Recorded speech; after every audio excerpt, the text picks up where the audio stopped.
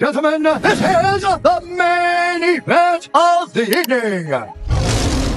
Today we're diving deep into the thrilling world of the UFC to celebrate the top UFC fighters of the past decade. From dominant double champions to bona fide MMA superstars, these athletes have left an undeniable mark on the sport of MMA and captivated fight fans around the world. So grab your seat, a snack, and sit back and relax for some MMA content. This is the top 10 UFC fighters of the decade. Number 10. Kicking off our list at number 10 is none other than the BMF himself, Max "Blessed" Holloway. With his relentless pace, slick striking, and iron will, Holloway became one of the most exciting fighters to watch in the featherweight division, much less the UFC as a whole. I don't know any fight fans who don't have the utmost respect for Holloway. My brother, and he came home and I was graduating high school that day, and I was on his computer playing games, and he was like, "When you graduate, what you gonna do now?" I looked at him, I was like, "I'll be a UFC fighter." And he did this laugh that I'm not gonna ever forget. It's, ha! Ha ha ha! From his debut in 2010, which he lost, to his memorable battles with Jose Aldo, to his dominant reign as UFC featherweight champion, Holloway's performances over the past decade have solidified his place among the best of the best, with his most recent bout against Justin Gaethje possibly being the greatest knockout we've seen in the past decade. But Max wasn't a fighter who caught on with the fans right away. It took a string of losses during the early years before Max would go on an unstoppable run. Max's career over the past decade has seen many ups and downs, injuries and triumphs. But one thing is for certain, Max Holloway has earned his way into the UFC Hall of Fame, and there's no way I could leave him off of this list. And then 3 years later, I was at the hospital. I was waiting on the arrival of my son. I remember exact times, 10:03 a.m. I get my phone rang and be like, "Hey, check your email." So I go check my email, and it's a UFC contract. First person I call, my older brother. "Guess who you talking to?" He's like, "Who I'm talking to?" I was like, "You're talking to a UFC fighter." And he go like, you do the same laugh. You do the same laugh. Number 9. Coming in at our number 9 spot is Lafayette, Louisiana's very own Dustin the Diamond Poirier. If I wanted to introduce anyone to the sport of mixed martial arts, I would simply hop on YouTube and look up Dustin Poirier's greatest hits and indulge them in some of the best talent the sport has to offer. With a natural talent for the sport and an unyielding determination to succeed, in 2009, a young Dustin quickly made his way to the WEC, and just like Max Holloway in our number 10 spot, he lost his professional debut. First loss of my professional career was in Las Vegas in the WEC. And UFC, or Zuffa, owned the WEC. They eventually absorbed all the fighters and moved them over to the UFC. Mm-hmm.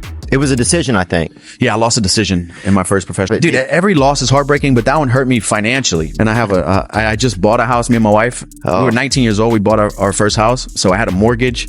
You know, I had grown man bills, man. But the financial part, I thought I finally made it. I'm in the WEC. I'm signed. I'm going to Las Vegas to fight. Oh, I bet, bro. You show up. Yeah. Take that L home with you. Oh, damn, bro. Yeah. Did they give you a special box to put the L in? Nah, man. He had to carry it. Oh, come on. But he didn't let that slow him down in the slightest. There are very few fighters who are able to constantly compete and evolve and prolong their career lifespan well over a decade. But Dustin has continuously looked better and better with each fight camp over the last 10 or so years. Dustin has essentially already reached the pinnacle of the sport by most measures. I mean, he's won and defended UFC gold, and he's gotten the best of Conor McGregor on numerous occasions, earning him hefty paydays in the process. Dustin doesn't have to fight anymore, but he does, and that speaks volumes for his warrior-like drive and ambition. The end must be approaching sometime soon, but Dustin is still must-see UFC if you ask me. Number 8. Coming in at number 8 is the lioness herself, Amanda Nunes. This woman is widely regarded as the greatest female fighter of all time, and it's hardly even close. Nunes has dominated 2 divisions with her devastating knockout power and well-rounded skill set, leaving these professional women's fighters looking like they've never stepped foot in the cage. From her stunning upset victory over Ronda Rousey to her historic reign as UFC double champ by winning both the women's bantamweight and featherweight champion, Nunes' dominance over the past decade is unmatched by any other female fighter. For instance, the women's bantamweight division sits at around a 43% finish rate. Amanda's finish rate hovers around 73% when she wins. The lioness's opponents had to learn the hard way that it doesn't make a difference how hard you can throw against her. If you can't avoid the incoming firepower, you're going to the mat, and hardly nobody can. That's what makes Amanda Nunes a solid pick for number 8 in our list of best UFC fighters of the decade. How hard does Amanda Nunes hit? It's nuts. She does hit like I don't want to say she hits like a dude because that's kind of weird. You know, It's like a dude. I'll say it. But Number 7.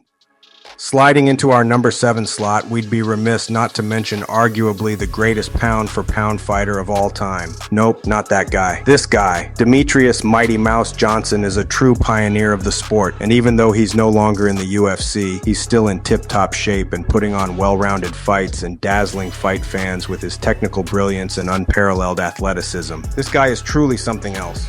Mighty Mouse made his debut almost exactly 14 years ago to this day. The WEC put on their first and only pay-per-view, and deep in the undercard that night, there was a small guy from Seattle making his WEC debut. Even though he struggled and lost his debut bout, the head honchos over at Zuffa, who owned the WEC, saw promise in him, and by the end of the year, the WEC roster was absorbed into the UFC, and DJ would begin making a name for himself within the big leagues. But his true recognition came when the UFC finally instituted a flyweight division, which is DJ's natural weight. He beat everyone in the division. Some he beat multiple times even. Eventually, the question wasn't, is he going to win? It was, how's he going to do it? Mighty Mouse went on to have one of the most successful UFC careers we have ever seen, and even surpassed Anderson Silva for most title defenses in a single championship reign. Mighty Mouse finally would lose in a decision to Henry Cejudo, and would walk away from the UFC with his head held high. Mighty Mouse was never really given the proper promotion by the UFC, but he is arguably still one of the greatest fighters of the past decade, hands down.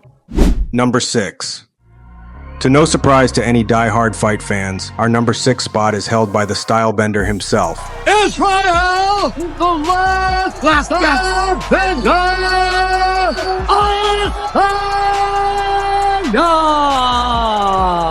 Born in Lagos, Nigeria, Adesanya discovered his passion for martial arts at a young age. With a wildly natural talent for striking and an unrelenting drive to succeed, Adesanya quickly rose through the ranks and made a name for himself in the kickboxing world before transitioning to the UFC. Since making his UFC debut in 2018, he has amassed a record of 24 wins and only 3 losses, with most of those wins coming against stiff competition such as Robert Whittaker, Yoel Romero, and Alex Pereira, to name a few.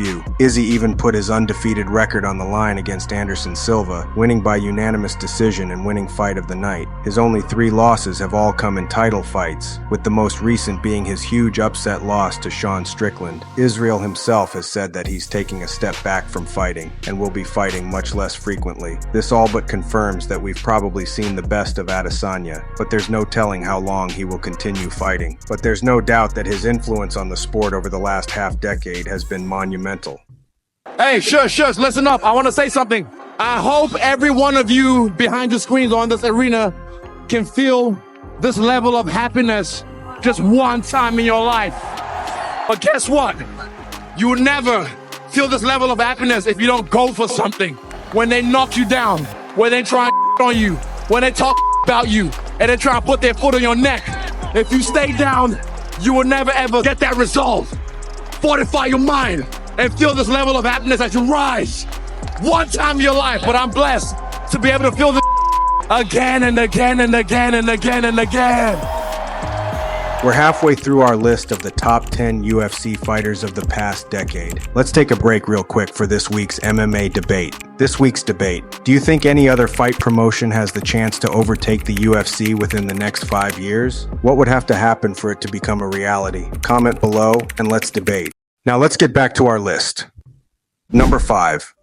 We've made it to the halfway mark on our list, but this fighter is anything but middle of the pack. He may be retired now, but he's still very much a huge part of the UFC. He's just on the other side of the cage now. Can you guess who? That's right, we're talking about the legendary wrestler himself, Daniel Cormier. DC's journey to dominance started at a young age as he loved wrestling and was naturally gifted at all things wrestling. His hard work and dedication saw him achieve Olympic victory. DC decided to pursue MMA after his 2008 Olympics victory, and boy was that the right choice. Daniel was already regarded as an unstoppable force in the grappling world, eventually making his way to both Strikeforce and King of the Cage, where he captured both promotions' heavyweight championships with relative ease. Cormier made his UFC debut in 2013, winning against Frank Mir by unanimous decision, and the rest is history. His career was so good in the UFC that DC would probably go down as the greatest heavyweight champion of all time if Jon Jones wasn't a factor. Jon will open open his hands,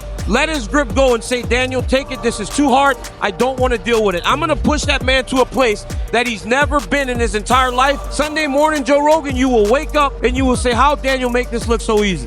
DC transitioned into commentating and is surprisingly one of the best at that as well. No matter if it's inside the octagon or lending his fight IQ to the commentating team, Daniel Cormier is absolutely one of the best UFC fighters of the last decade.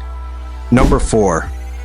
Rounding into the bottom half of our list, we'd be crazy not to mention this fighter in the mix with the other warriors of the last decade. Henry Cejudo is deserving of the number 4 spot. Born to a pair of immigrants in Los Angeles, California, Cejudo's path to MMA greatness began at a young age. Cejudo was one of 7 children and had a very poor home life during his childhood, and he saw fighting as his way out of poverty, becoming laser-focused and poised to become the best in the world. After years of training for both wrestling and boxing, Cejudo made the announcement via Twitter in 2013 that he would be making his MMA debut shortly thereafter. Over the next year, he would rack up 6 wins and 0 losses, which isn't a bad start at all. In the summer of 2014, Cejudo would announce that he had signed with the UFC, becoming the 3rd Olympic gold medalist to join the UFC roster in the company's history. Throughout his career, Cejudo has faced off against some of the toughest competitors in the flyweight and bantamweight divisions, including the likes of TJ Dillashaw and Dominic Cruz,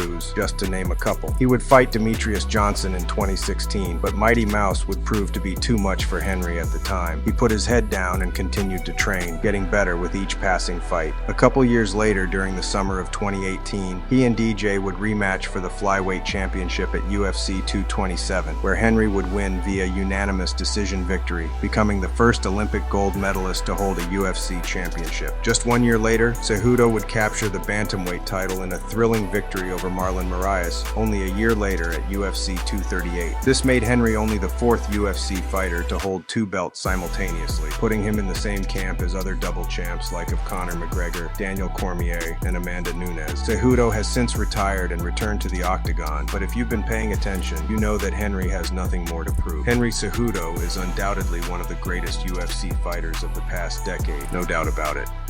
We finally made it to the top 3 entries on our list. Real quick, if you like MMA content just like this, I'd really appreciate it if you'd give the video a like and subscribe to Main Event MMA. It helps me out a ton. Thanks guys. Now back to our list. Number 3.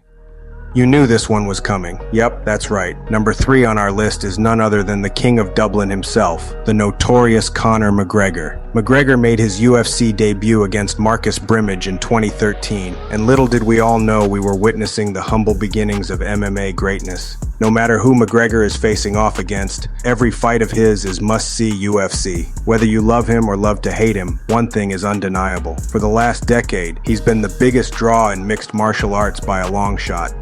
I've spent a lot of time, Joe. I've ridiculed everyone on the roster. I just want to say from the bottom of my heart, I'd like to take this chance to apologize to absolutely nobody. The double champ does what the he wants. No fighter over the last 10 or so years has put more butts in seats than this man. McGregor found his rhythm and seemed to have a chokehold on all of his opponent's mental state, which was really obvious when matched up with Jose Aldo. He knocked out the undefeated Brazilian legend within the first minute of the first round, and it's because he got in his head before the match. Not to mention, Conor seems to be able to control the crowd at press conferences like he took a page from Uncle Chael's playbook. In 2016, when the UFC finally broke back into the New York market, a prime Conor McGregor headlined UFC 205, which one could argue was the most stacked card of all time, at Madison Square Garden, where he became the first UFC fighter to ever hold 2 championships at once by beating Eddie Alvarez in one of the most electrifying finishes that only McGregor could pull off. This was peak McGregor era, and maybe even peak UFC depending on who you ask. This historical night at MSG is also when Khabib would call out Conor, and thus would begin the McGregor versus Khabib arc, but that's a video for another day. McGregor would go on to box Floyd Mayweather and last 9 rounds with the undefeated boxing champion, which nobody expected. He would then capitalize on his fame and newfound wealth by launching multiple business ventures, such as Proper 12 and the Black Forge Inn, his venture into the restaurant business. McGregor not only has a brilliant fight IQ, he has a penchant for smart business moves as well. He's done more for the sport of MMA than arguably anyone besides Dana White, and I don't think that's up for argument. As it stands in 2024, 4. McGregor is set to face Michael Chandler at UFC 303 this summer in Las Vegas. Will he win and retire, riding off into the sunset? Will he get slept by Chandler? Comment below and let us know what you think. Regardless of what happens in the future, McGregor is easily in the top 3 greatest MMA fighters of the past decade. You know, now I'm back. I'm ready to go. What is the motivation? Because as you know, in the fight game, you reach that point, satin sheets. It's hard to wake up. I've got the satin sheets, I've got the silk sheets, I've got the fucking Egyptian cotton duvets. So why wake up at 5 a.m.? Competition, man. Competition. It's the best buzz ever. How would you not want to do it? Number 2. Almost at the pinnacle of our list comes our second slot, and it may be a bit controversial, but nonetheless we have to give this young talent the credit he's due. Currently, the bantamweight division is probably the deepest talent pool in the UFC, and Sugar Sean O'Malley has been wiping the octagon floor with his competition ever since his tremendous showing at Dana White's Contender Series in 2017 when he won with a highlight reel knockout, and it's only been up from there. O'Malley's highlight reel is one for the record books for sure. O'Malley knocked out Eddie Wineland at UFC 250 and earned his first Performance of the Night award, and if you ask me, I thought it was a 2020 Knockout of the Year contender. Then, at UFC 280, he would win by split decision against Jan, which would propel him to stardom and earn him a championship fight. Sean would go on to beat the champion Aljamain Sterling with relative ease in only the second round to become the UFC bantamweight champion, and he has only looked better and better since then. Why does the Sugar Show get our second place spot on this list, you may ask? Whether you like his rainbow braids or not, whether you're of the opinion that he's overrated or not, Sean O'Malley looks like he has no legitimate competition within his weight class. He has convincingly beaten every fighter the UFC has put in front of him, and there's no signs of his dominance stopping because he's in a different league altogether when it comes to striking. His unique wingspan gives him an insane reach advantage, which allows him to piece up his competition every single time. And let's be honest here, he has star power. It's not Conor McGregor levels of stardom, but he puts asses in seats. In an era of boring fights with Russians who spend 3 to 5 rounds rolling around on the mat looking for a submission, Sean delivers precision striking and highlight reel knockouts, and that is what built the UFC in the first place. Real quick, if you value quality MMA content, please leave me a like and subscribe. I can't thank you guys enough for your support. I spend hours and hours every week working to bring you guys original MMA content, and I hope you appreciate it. Back to our list. Number 1. Yep, this one's a no-brainer. Basketball has LeBron James. Golf has Tiger Woods. Football has Tom Brady. Hockey has Wayne Gretzky. Mixed martial arts has Johnny Bones Jones. Jon Jones made his UFC debut 16 years ago. That's absolutely wild to think about, especially considering he's been at the top of the roster for most of that time, and generally considered the greatest fighter of all time for the last decade at least. So what is that like being Jon? Like, what is that like thinking there isn't another man on the planet that could do anything to you in hand-to-hand combat? Pretty awesome. Which is why our number 1 spot is obviously none other than Johnny Bones.